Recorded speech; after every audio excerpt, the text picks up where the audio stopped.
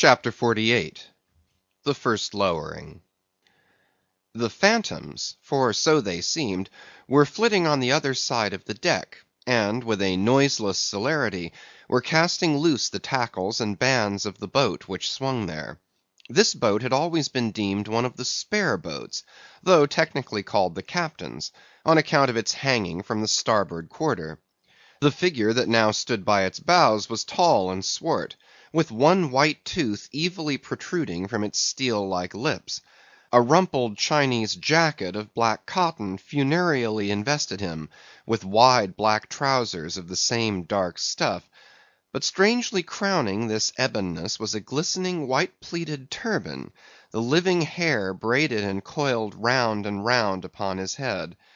Less swart in aspect, the companions of this figure were of that vivid, tiger-yellow complexion peculiar to some of the aboriginal natives of the Manillas, a race notorious for a certain diabolism of subtlety, and by some honest white mariners supposed to be the paid spies and secret confidential agents on the water of the devil, their lord, whose counting-room they supposed to be elsewhere.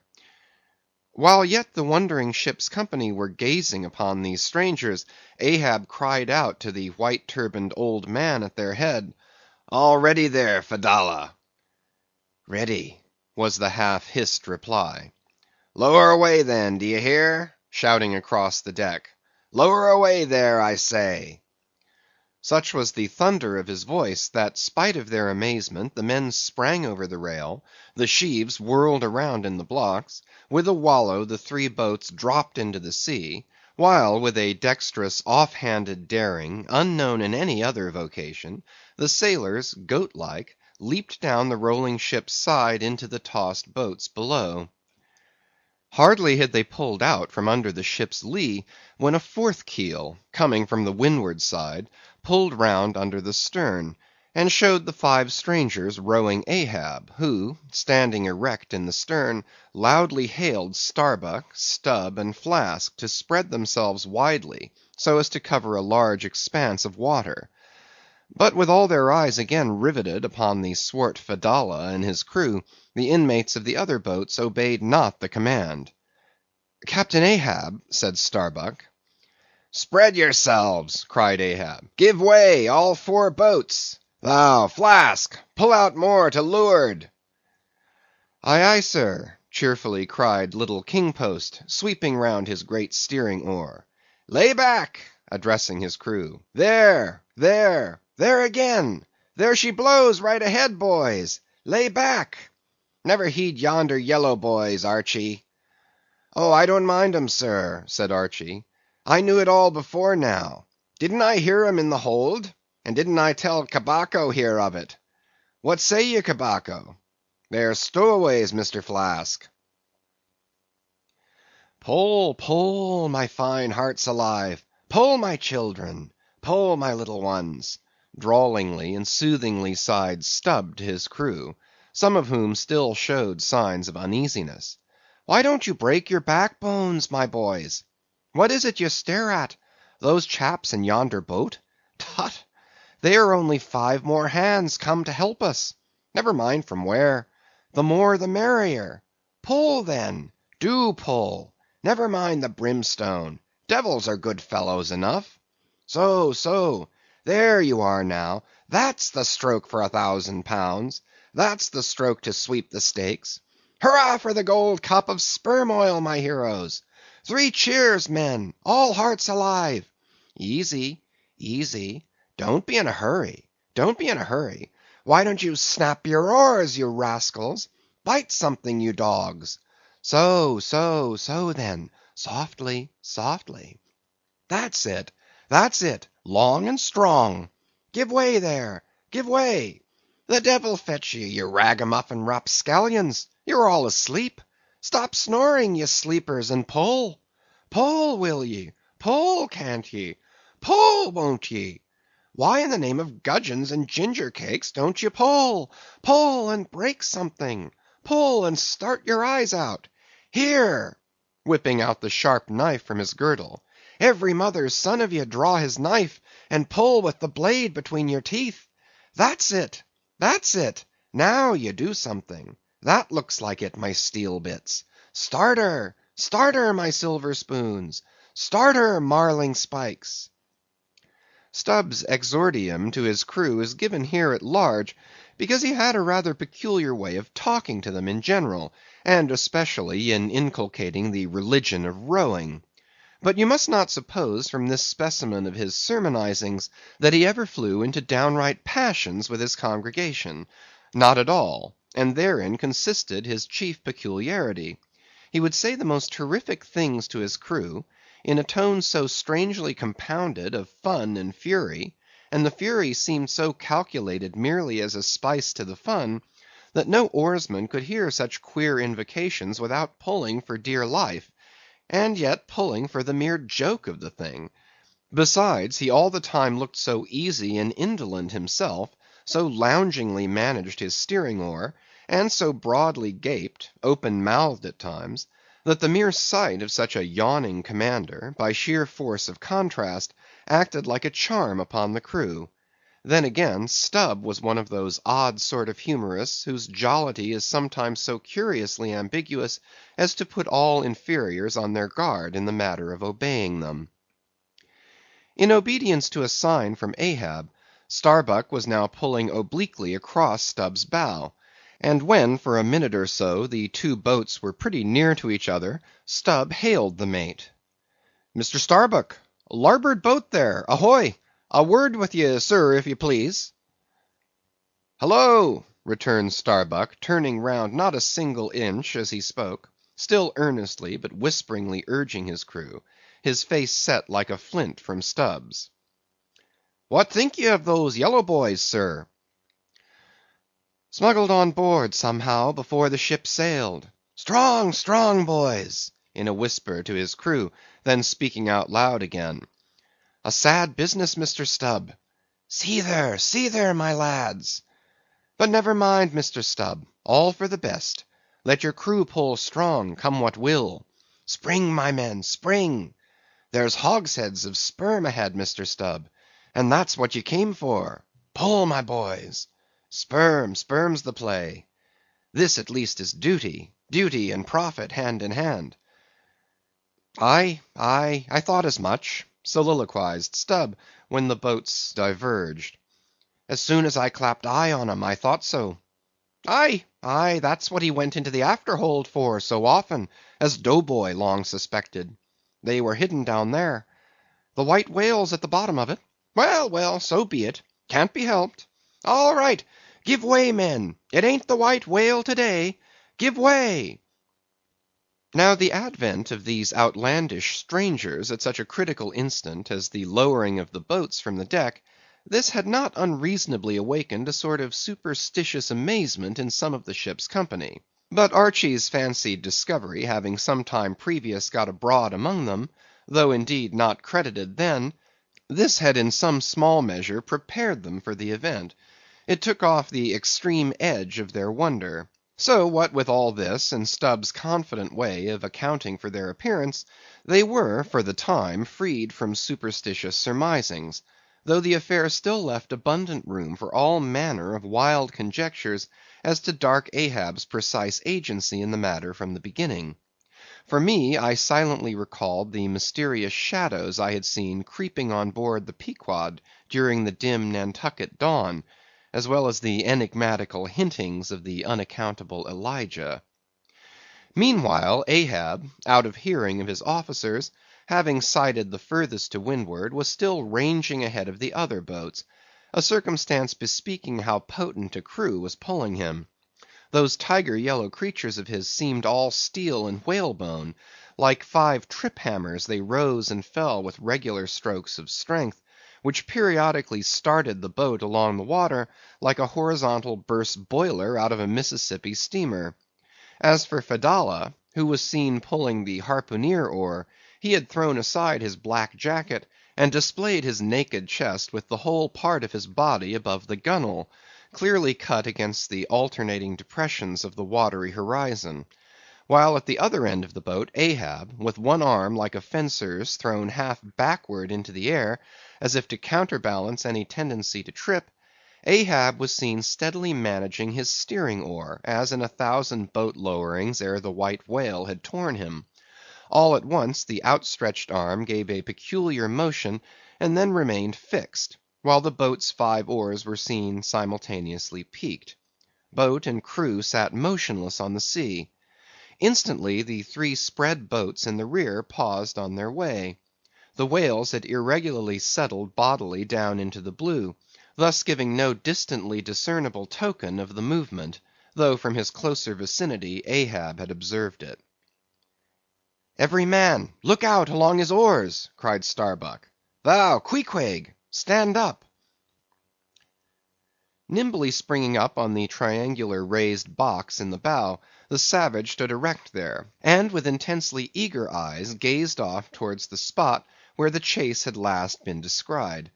Likewise upon the extreme stern of the boat, where it was also triangularly platformed level with the gunwale, Starbuck himself was seen coolly and adroitly balancing himself to the jerking tossings of his chip of a craft, and silently eyeing the vast blue eye of the sea.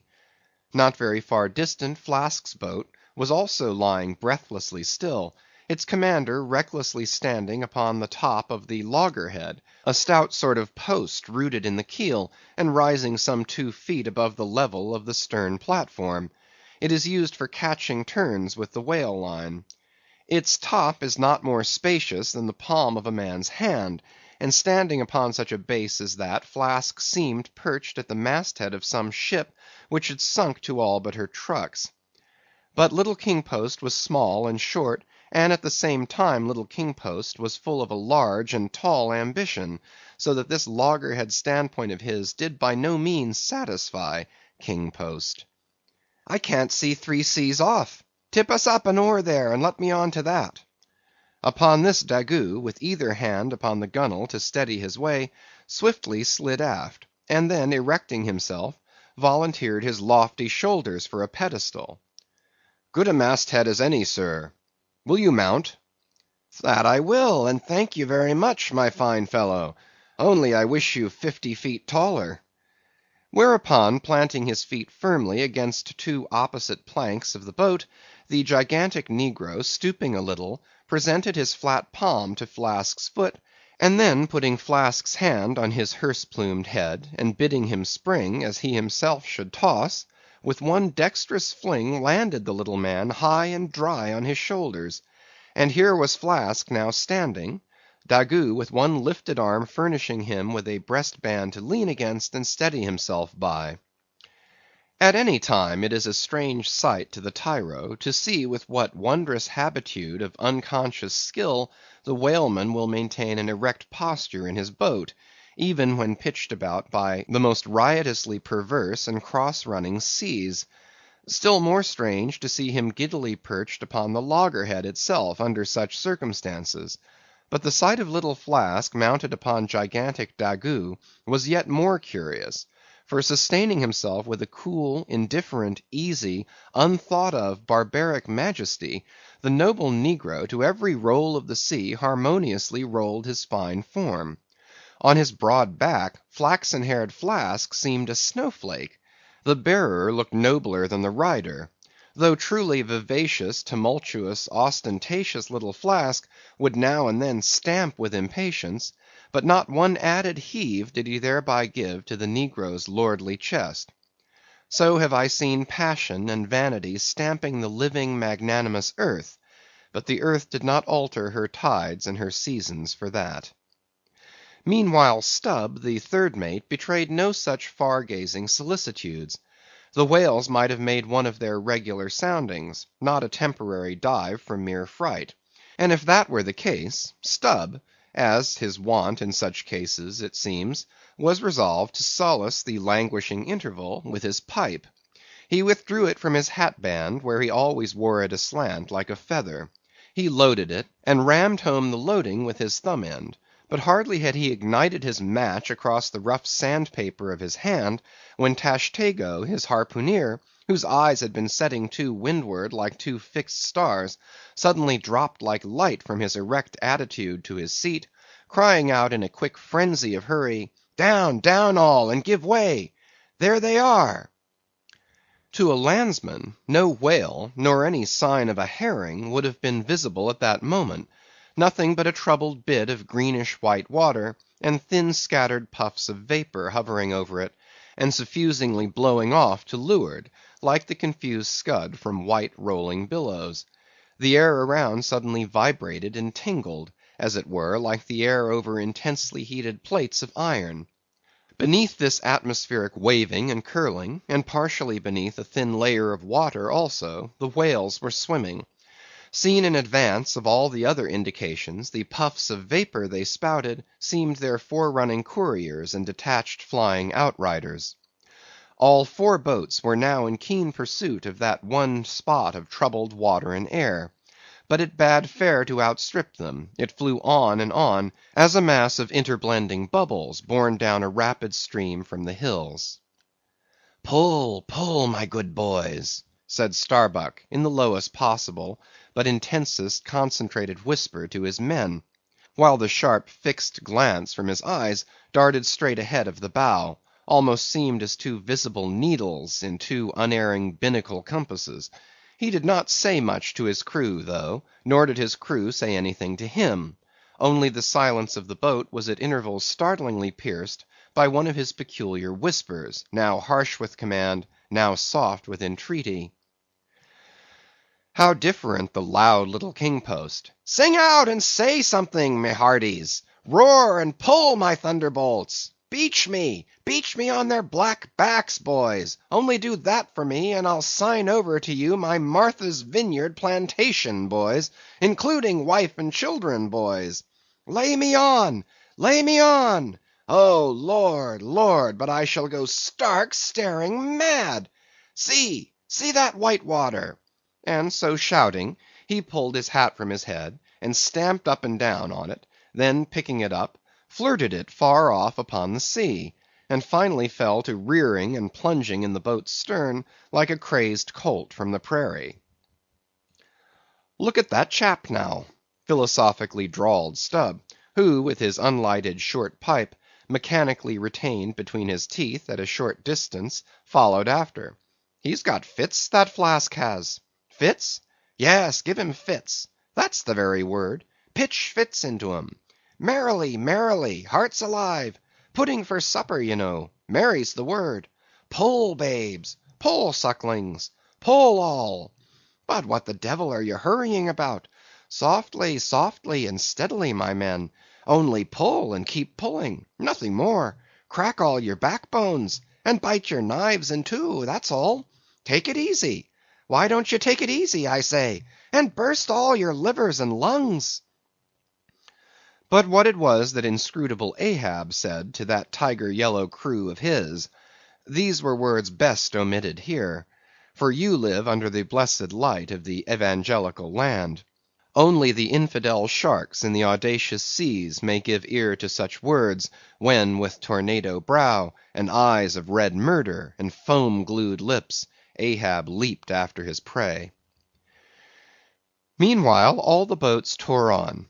The repeated specific allusions of Flask to that whale, as he called the fictitious monster which he declared to be incessantly tantalizing his boat's bow with its tail; these allusions of his were at times so vivid and lifelike, that they would cause some one or two of his men to snatch a fearful look over the shoulder. But this was against all rule, for the oarsmen must put out their eyes and ram a skewer through their necks; usage pronouncing that they must have no organs but ears, and no limbs but arms in these critical moments. It was a sight full of quick wonder and awe.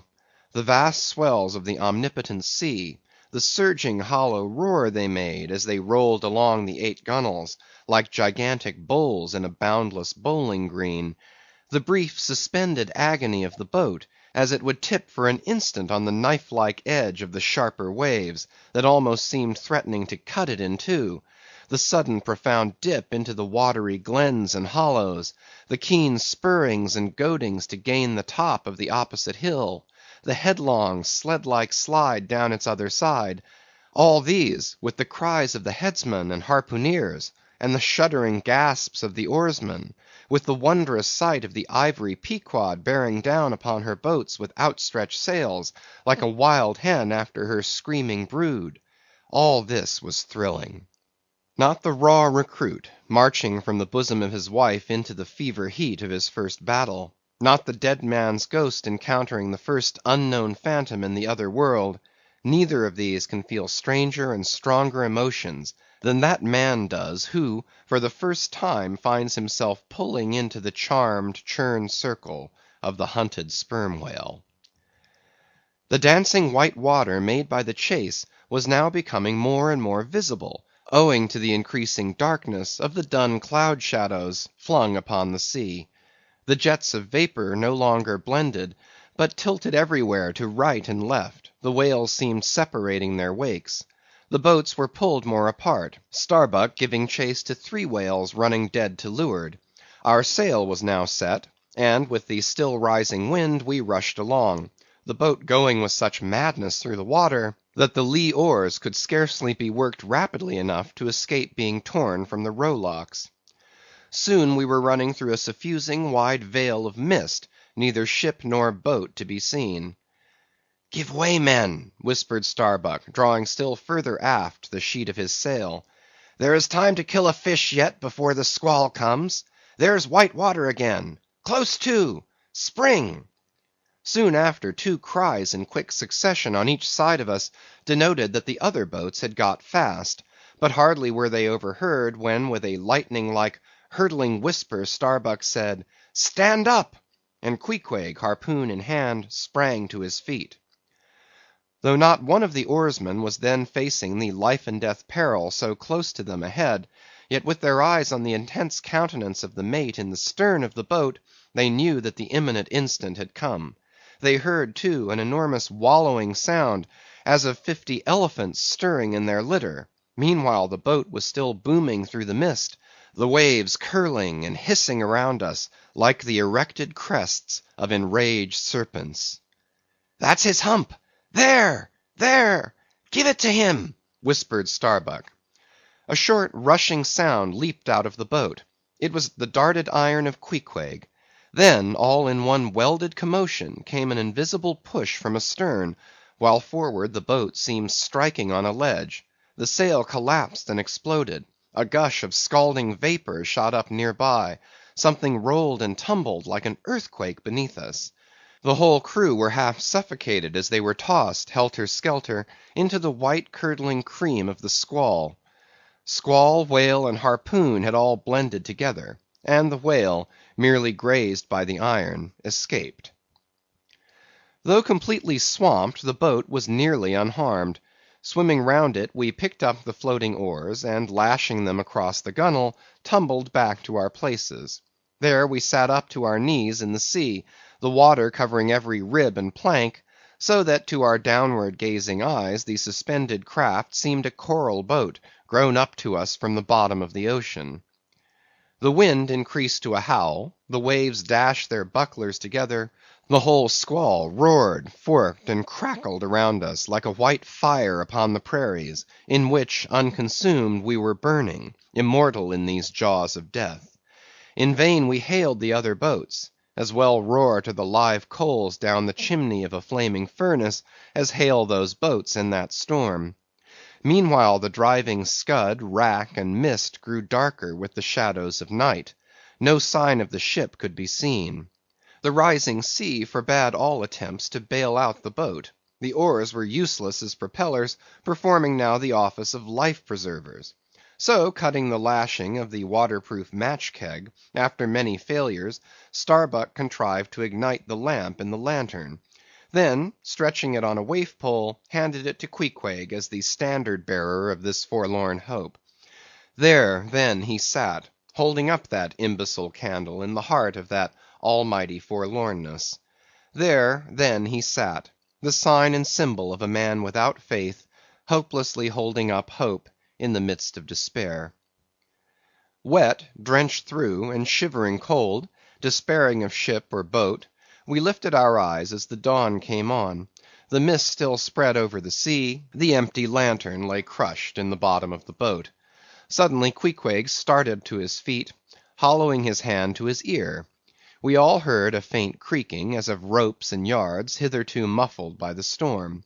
The sound came nearer and nearer; the thick mists were dimly parted by a huge, vague form. Affrighted, we all sprang into the sea, as the ship at last loomed into view, bearing right down upon us, within a distance not much more than its length. Floating on the waves, we saw the abandoned boat. As for one instant it tossed and gaped beneath the ship's bows, like a chip at the base of a cataract. And then the vast hull rolled over it, and it was seen no more till it came up weltering astern. Again we swam for it, were dashed against it by the seas, and were at last taken up and safely landed on board. Ere the squall came close to, the other boats had cut loose from their fish, and returned to the ship in good time. The ship had given us up, but was still cruising, if haply it might light upon some token of our perishing, an oar or a lance pole.